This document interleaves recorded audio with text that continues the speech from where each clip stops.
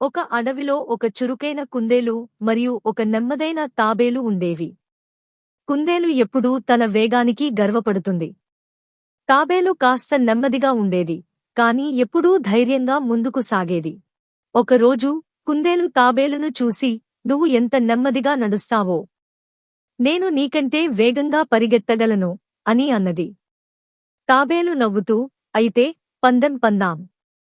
ఎవరు ముందు గెలుస్తారో చూద్దాం" అన్నది. అడవిలోని జంతువులందరూ ఈ పందెన్ని చూడటానికి వచ్చారు.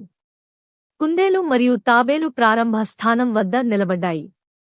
1, 2, 3 పరుగు అని జంతువులు అరిచాయి. కుందేలు తన వేగంతో ముందుకు పరిగెత్తింది.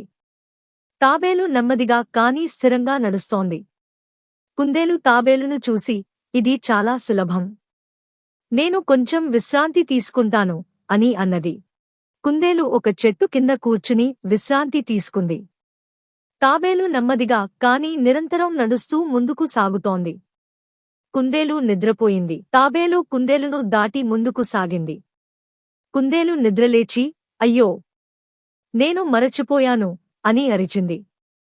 కాని అప్పటికే తాబేలు గమ్యస్థానానికి దగ్గరగా ఉంది. తాబేలు గమ్యస్థానాన్ని చేరుకుంది. కుందేలు తన వేగానికి గర్వపడి ఓడిపోయింది.